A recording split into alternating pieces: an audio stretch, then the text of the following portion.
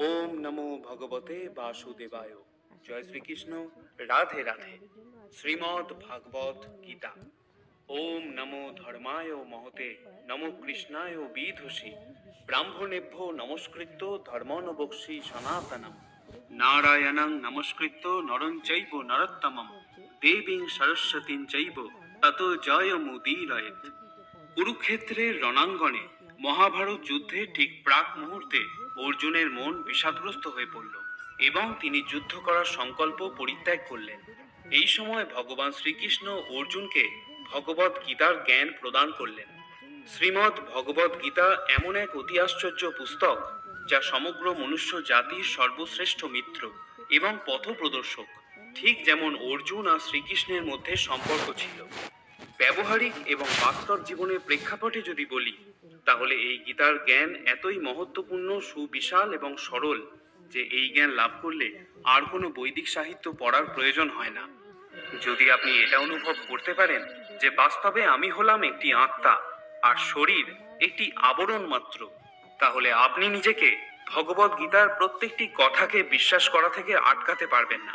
আমরা প্রত্যেকেই হলাম এক একটি আত্মা স্বরূপ, যা পরমাত্মারই অংশ। আর এই সংসার হলো একটি কারাগৃহের মতো, যেখানে আমরা আমাদের অপরাধের শাস্তি ভোগ করার জন্যই জন্মগ্রহণ করে থাকি। আমরা যে মহামূল্য মনুষ্য জীবন লাভ করেছি, এটা আমাদের জন্য একটা সুযোগ বা পরীক্ষা, যাতে আমরা আমাদের অপরাধের প্রায়শ্চিত্ত করতে পারি। আর ভগবত গীতা হলো সেই পুস্তক যাকে আধার করে আমরা জীবনরূপী পরীক্ষায় উত্তীর্ণ হতে পারি। গীতায় ভগবান শ্রীকৃষ্ণ যে পথ আমাদের দেখিয়েছেন, তাকে অনুসরণ করলে আমরা এই জীবন মৃত্যু চক্র থেকে মুক্ত হতে পারি। কিন্তু কলিযুগের অগ্রসর হওয়ার সাথে সাথে মানুষ আরো নিম্নতর স্তরে নেমে যাচ্ছে। কলিযুগের আধুনিকীকরণের প্রভাবে সনাতন ধর্মের মাহাত্ম্য, ঈশ্বরের অস্তিত্বের উপর বিশ্বাস এবং ধর্মীয় সংস্কৃতি ক্রমশ নষ্ট হয়ে যাচ্ছে। ভগবত ভক্তির এমন জ্ঞান মানুষের থেকে ক্রমশ দূরে সরে যাচ্ছে।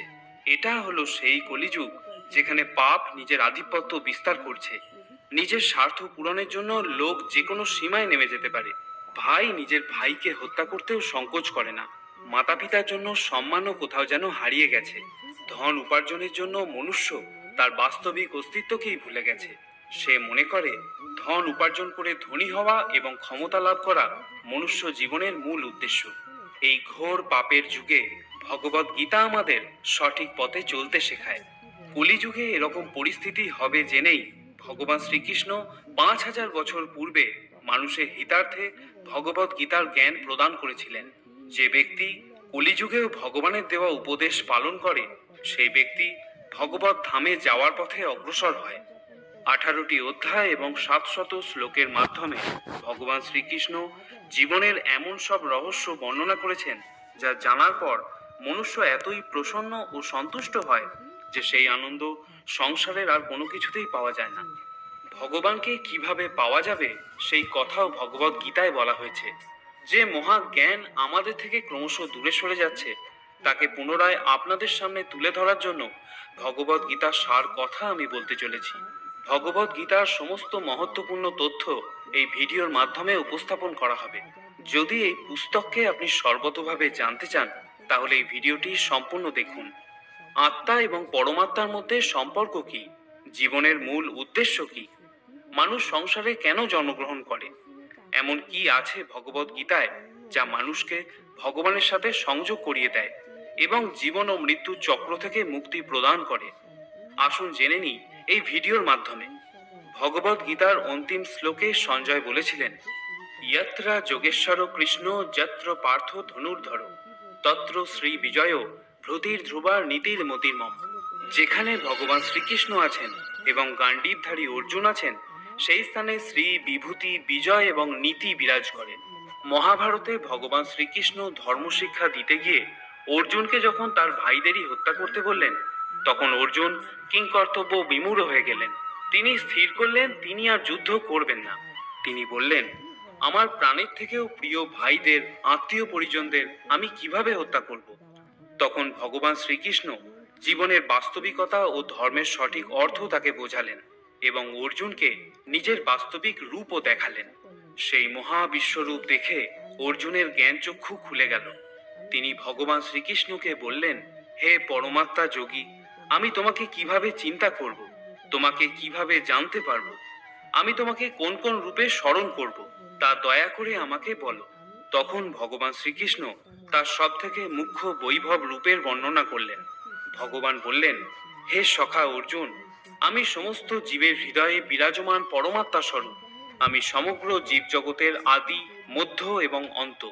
আদিত্যদের মধ্যে আমি বিষ্ণু, জ্যোতিষ্কদের মধ্যে আমি কিরণশালী সূর্য, মরুতদের মধ্যে আমি মরীচি, নক্ষত্রদের মধ্যে আমি চন্দ্র, সমস্ত বেদের মধ্যে আমি সামবেদ, সমস্ত দেবতাদের মধ্যে আমি ইন্দ্র, সমস্ত ইন্দ্রিয়ের মধ্যে আমি মন, সমস্ত প্রাণীদের মধ্যে আমি চেতনা, রুদ্রদের মধ্যে আমি শিব, যক্ষ ও রাক্ষসদের মধ্যে আমি কুবের, বসুদের মধ্যে আমি অগ্নি, পর্বতদের মধ্যে আমি সুমেরু। হে পার্থ, পুরোহিতদের মধ্যে আমি প্রধান বৃহস্পতি, সেনাপতিদের মধ্যে আমি কার্তিক, এবং জলাশয়ের মধ্যে আমি সমুদ্র, মহর্ষিদের মধ্যে আমি ভৃগু, বাক্যসমূহের মধ্যে আমি ওমকার, যজ্ঞসমূহের মধ্যে আমি জপযজ্ঞ, স্থাবর বস্তুসমূহের মধ্যে আমি হিমালয়, সমস্ত বৃক্ষের মধ্যে আমি অশ্বত্থ, দেবর্ষিদের মধ্যে আমি নারদ, গন্ধর্বদের মধ্যে আমি চিত্ররথ, সিদ্ধদের মধ্যে আমি কপিল মুনি, সমস্ত অস্ত্রের মধ্যে আমি বজ্র, গাভীদের মধ্যে আমি কামধেনু, সন্তান উৎপাদনের কারণ আমি কামদেব, এবং সর্পদের মধ্যে আমি বাসুকী, দৈত্যদের মধ্যে আমি প্রহ্লাদ, পবিত্রকারী বস্তুদের মধ্যে আমি বায়ু, শস্ত্রধারীদের মধ্যে আমি পরশুরাম, মৎস্যদের মধ্যে আমি মকর, এবং নদীসমূহের মধ্যে আমি গঙ্গা, সমস্ত হরণকারীদের মধ্যে আমি সর্বগ্রাসী মৃত্যু, ভাবিকালের বস্তুসমূহের মধ্যে আমি উদ্ভব, এবং নারীদের মধ্যে আমি কীর্তি, শ্রী, বাণী, স্মৃতি, মেধা, ধৃতি এবং ক্ষমা। হে অর্জুন, তুমি যা কিছু এই সংসারে ব্যাপ্ত দেখতে পাও, এই নদী, পাহাড়, চন্দ্র, সূর্য, গ্রহ, নক্ষত্র, বিশাল বিপুল ব্রহ্মাণ্ড আমার একটা অংশ মাত্র। আমাকে সমস্ত সৃষ্টির জনক বীজ বলে জানবে। কোনো চর বা অচর প্রাণী আমাকে ছাড়া এক মুহূর্ত থাকতে পারে না। সমগ্র ঐশ্বর্য এবং সৌন্দর্য তথা প্রকৃতির সমস্ত সৃষ্টি আমার তেজের স্ফুলিঙ্গ থেকেই তৈরি হয়েছে। আমি সমগ্র ব্রহ্মাণ্ডকে আমার একটা ক্ষুদ্র অংশ দ্বারা ব্যাপ্ত হয়ে ধারণ করে থাকি। স্বর্গ, মর্ত এবং পাতালের এমন কোনো স্থান নেই যেখানে আমি বিরাজ করি না। একটি ক্ষুদ্র গাছের পাতাও আমার ইচ্ছার ব্যতীত নড়তে পারে না। সবকিছু যেমন আমার থেকেই সৃষ্টি হয়, আবার সবশেষে আমাতেই তা বিলীন হয়ে যায়। এই অতীব আশ্চর্য কথা শুনে আবেগপ্রবণ হয়ে অর্জুন ভগবান শ্রীকৃষ্ণকে বললেন, প্রভু, আমি দেখতে চাই আপনি কিভাবে এই দৃশ্য জগতে প্রবিষ্ট হয়ে আছেন। আমি আপনার বিশ্বরূপ দর্শন করতে চাই। দয়া করে সেই মহারূপ আমাকে দেখান। তখন ভগবান অর্জুনকে দিব্য দৃষ্টি প্রদান করলেন। অর্জুন তখন সেই বিশ্বরূপে অসংখ্য মুখ, অসংখ্য চোখ এবং অনেক অত্যাশ্চর্য বস্তু দেখতে পেলেন। তিনি দেখলেন সেই রূপ দৈবিক অলঙ্কারে পরিপূর্ণ। অনেক দিব্য অস্ত্রও তিনি দেখতে পেলেন। ভগবানের এই স্বরূপ চকিত করে দেওয়া তেজময়, অসীম এবং সর্বব্যাপ্ত ছিল। এভাবেই অর্জুন ভগবানের বিশ্বরূপ দর্শন করলেন। তিনি দেখলেন বিশ্বরূপের একই জায়গায় হাজার হাজার ভাগে বিভক্ত ব্রহ্মাণ্ডের অনন্ত আশ্চর্য রূপ। এরপর অর্জুন হাত জোড় করে ভগবানকে প্রার্থনা করলেন এবং বললেন, প্রভু, আমি আপনার শরীরে সমস্ত দেবতা, অসুর, গন্ধর্ব এবং অন্যান্য বিবিধ জীবদের একসাথে দেখতে পাচ্ছি। আমি পদ্মফুলের উপর বিরাজমান ব্রহ্মা, মহেশ্বর, অন্যান্য ঋষি এবং ভয়ঙ্কর দিব্য সর্পদের দেখতে পাচ্ছি। আমি তোমার শরীরে অগুন্তি অসংখ্য হাত, পা, মুখ এবং চোখ দেখতে পাচ্ছি। আপনার শরীর এতই বিশাল যে আপনার আদি, মধ্য এবং অন্ত দেখা যায় না। আপনি এই ব্রহ্মাণ্ডের পরম আধার। আপনি অব্যয় তথা পুরাণ পুরুষ, আর আপনি হলেন এই সনাতন ধর্মের পালনকর্তা। আপনার মহিমা অনন্ত, আপনার পূজা পদ্ধতি অসংখ্য। আপনার দুই চোখে আমি তেজোদ্দীপ্ত সূর্য এবং চন্দ্রকে দেখতে পাচ্ছি। আমি আপনার মুখ থেকে নির্গত তেজোদ্দীপ্ত স্ফুলিঙ্গে সমগ্র ব্রহ্মাণ্ডকে যেন প্রজ্বলিত হতে দেখছি। ভগবান শ্রীকৃষ্ণ বলেন, যদি তুমি আমাকে লাভ করতে চাও, তাহলে এই জীবনকে আমার প্রতি ভক্তিতে ব্যবহার করো। আমার ভক্তি শরীর দিয়ে নয়, বরং তোমার ভিতরে থাকা আত্মার মাধ্যমেই করতে পারবে। যেমন শরীরকে তরতাজা রাখতে খাদ্যের প্রয়োজন হয়, সেরকমই আত্মাকে তরতাজা ও পবিত্র রাখতে আমার প্রতি ভক্তির প্রয়োজন হয়। যতক্ষণ তোমার মধ্যে এই ভ্রান্ত ধারণা থেকে যাবে যে তুমি হলে একটা শরীর, ততক্ষণ তুমি আমাকে লাভ করতে পারবে না। যখন তোমার এই জ্ঞান লাভ হবে যে তুমি শরীর নয় আত্মা, তখন তুমি আমার দ্বারা প্রদেয় এই জ্ঞান অর্জন করার এবং আমার প্রতি ভক্তিযুক্ত হওয়ার যোগ্য হয়ে উঠবে, এবং তখন আমার স্মরণে আসা থেকে কেউ তোমাকে নিবৃত্ত করতে পারবে না। এই সংসারে তুমি যা দেখো, শোনো, স্বাদ গ্রহণ করো, স্পর্শ করো, অনুভব করো, সেই সব কিছু আমার রচনা হলেও আমি এইসব অনুভূতির বন্ধন থেকে সম্পূর্ণভাবে মুক্ত। এই সংসারে তুমি যা কিছু ইন্দ্রিয়ের দ্বারা অনুভব করো, কোনো কিছুই তোমার আত্মাকে কখনো প্রভাবিত করতে পারে না। ভগবান বলেন এই আত্মাকে কখনো বিনষ্ট করা যায় না। ভগবত গীতায় তিনি বলেছেন, নৈনং ছিন্দন্তি শস্ত্রাণি নৈনং দহতি পাবক ন চৈনং ক্লেদয়ন্তপ ন শোষয়তি মারুত। এই আত্মাকে কখনো অস্ত্রের দ্বারা ছেদন করা যায় না, আগুন একে পোড়াতে পারে না, বায়ু একে শুষ্ক করতে পারে না, এবং জল একে সিক্ত করতে পারে না। তিনি এটাও বলেছেন, মনুষ্য জীবনে কোনো ব্যক্তি চেষ্টা করলে তার আত্মাকে নিজেই পরমাত্মায় বিলীন করতে পারে, আর এটা সম্ভব হয় একমাত্র ভক্তির দ্বারা। এজন্যই তো বলা হয় মনুষ্য জন্ম লাভ করা হলো সৌভাগ্যের কথা। 84 লক্ষ যোনিতে জন্মগ্রহণ করার পর মনুষ্য জন্ম লাভ হয়, আর এই জন্মতে প্রত্যেকটা ব্যক্তিকে ভিন্ন ভিন্ন পরীক্ষা দিতে হয়। যেমন মায়া ও মোহের চক্রে আবদ্ধ হয়ে একজন ব্যক্তি লোভ, অসত্য, ব্যভিচার, জুয়া ইত্যাদির আসক্তিতে আকর্ষিত হয়, আর নিজের সাথে পরমাত্মার সম্পর্কের কথা ভুলে যায়। মনে রেখো, আত্মার সাথে পরমাত্মার সম্পর্কই হলো স্থায়ী এবং অবিচল। জাগতিক অন্য সব সম্পর্কই, যেমন মাতা পিতা, স্বামী স্ত্রী, সন্তান, শত্রু, বন্ধু, সবকিছুই অনিত্য এবং অস্থায়ী হয়। অর্থাৎ এই সম্পর্কগুলো শুধুমাত্র একটা জন্মতেই সীমাবদ্ধ থাকে। যখনই আত্মা অন্য শরীর ধারণ করে, সব সম্পর্ক পরিবর্তন হয়ে যায়। ভগবান বলেন আত্মা হলো সচ্চিদানন্দ স্বরূপ, অর্থাৎ সব সময় আনন্দে থাকা। আত্মা এই দুনিয়া সুখ দুঃখতে প্রভাবিত হয় না। মনুষ্য জীবনের 4 স্তম্ভ হলো ধর্ম, অর্থ, মোক্ষ এবং কাম। এই 4-এর জ্ঞান যে ব্যক্তির হয়ে যায়, তার এই সংসার থেকে মুক্তি লাভ করা সুনিশ্চিত। ধর্মের অর্থ বিস্তারিতভাবে ভগবত গীতায় বলা হয়েছে। হিন্দু, মুসলিম, শিখ, ঈসাই এগুলি কোনোটাই আদি ধর্ম নয়। কর্ম করতে করতে ব্যক্তিকে জীবনে চলতে হবে, জীবনকে সঠিকভাবে ব্যবহার করতে হবে। শাস্ত্রে উল্লেখিত নিয়ম পালন করার সাথে সাথে জীবন কাটানোই হলো আসল ধর্ম। অর্থ বলতে ভগবান এখানে ধনসম্পত্তির কথা বলেননি।